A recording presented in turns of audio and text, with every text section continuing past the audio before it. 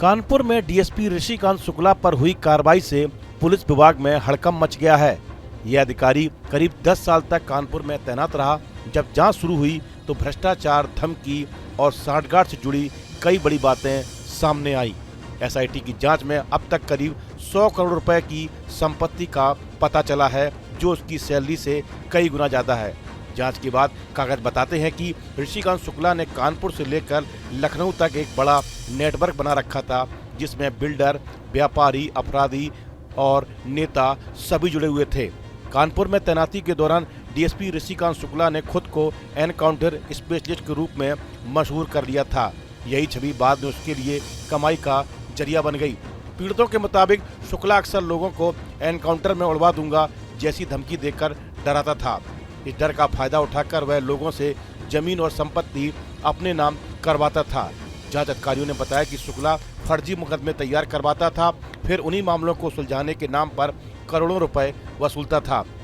Police के अनुसार मनोहर शुक्ला नाम के एक बिल्डर ने खुलासा किया कि उसने डीएसपी शुक्ला के साथ मिलकर एक जमीन खरीदी थी, जिसकी कीमत कुछ ही सालों में 60 से 70 करोड़ तक पहुंच गई।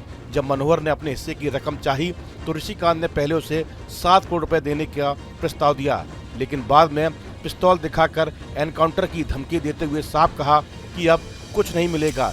डरे सहमे मनोहर को कानूनी मदद भी नहीं मिली, क्योंकि थानों से लेकर दफ्तरों तक हर जगह शुक्ला की पकड़ थी। ऐसे कई मामले अब सामने आ रहे हैं, जिनमें लोगों ने डर के मारे अपनी जमीन, दुकान या मकान शुक्ला के इशारों पर छोड़ दिए। कई पीड़ित आज भी सामने आने से कतरा रहे हैं। वहीं कानपुर के चर्चित वकील और भूमाफिया अखिलेश दुबे के साथ ऋषिकांत शुक्ला के संबंध किसी रहस्य से कम नहीं है।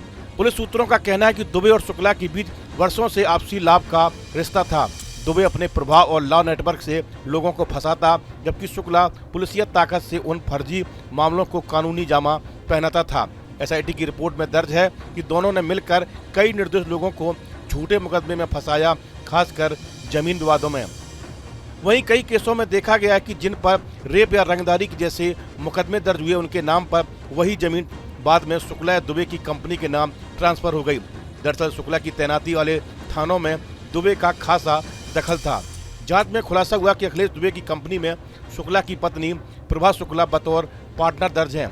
ये कंपनी रियल एस्टेट और कंस्ट्रक्शन से जुड़ा कारोबार करती थी, जिसके जरिए काली कमाई को सफेद में बदलने का खेल चल रहा था। एसआईटी की जांच में पता चला है कि डीएसपी ऋषिकांत शुक्ला की पत्नी कानपुर की एक बड़ी कंस्ट्रक्शन कंपनी में पार्टनर हैं। इस कंपनी में 2 और पुलिस अधिकारी भी साझेदार थे, जो कानपुर में लंबे समय तक तैनात रहे। जांच में सामने आया कि इन तीनों ने मिलकर करोड़ों रुपए के प्रोजेक्ट खड़े किए और अपने सरकारी पद का गलत इस्तेमाल किया। आरोप है कि शुक्ला और उसके साथी जमीनों की रजिस्ट्री, एनओसी और सरकारी मंजूरियों में धांधली करते थे। वे जमीनों पर जबरन कब्जा कर लेते, फिर कम कीमत दिखाकर रजिस्ट्री करवाते और कुछ महीनों में वही जमीन ऊंचे दामों पर बेच देते थे। एक पुलिस अधिकारी के मुताबिक ऋषिकांत शुक्ला की पूरी व्यवस्था फिल्म जैसी थी। ऊपर से सख्त अफसर की छवि, लेकिन अंदर से पूरा कारोबारी नेटवर्क। ऋषिकांत शुक्ला पर कानपुर में रहते हुए कई शिकायतें आई, लेकिन हर बार जांच फाइलों में दबा दी गई। कारण राजनीतिक पहुंच और नेताओं से करीबी संबंध। साल 2024 में उनकी बेटी की शादी का आयोजन इसका सबसे बड़ा उदाहरण माना जा रहा है। कानपुर के एक लग्जरी रिसोर्ट में हुई शादी के में जिले के सीनियर अधिकारी, विधायक, यहां तक कि कुछ सांसद भी मौजूद थे। एसआईटी की रिपोर्ट के मुताबिक ऋषिकांत शुक्ला और उनके परिवार के नाम पर 12 स्थानों पर 92 करोड़ रुपए की संपत्ति का पता चला है। इनमें लखनऊ, कानपुर, फतेहपुर, इटावा और मैनपुरी में जमीनें, आलीशान मकान, लग्जरी गाड़ियां और फ्लैट शामिल हैं। पुलिस की माने तो कानपुर के अपराध जगत में ऋषिकांत का नाम एक डर की तरह लिया जाता था। कई छोटे अपराधी उनके इशारों पर काम करते थे। कोई विरोध करता तो झूठे केस में फंसा दिया जाता था।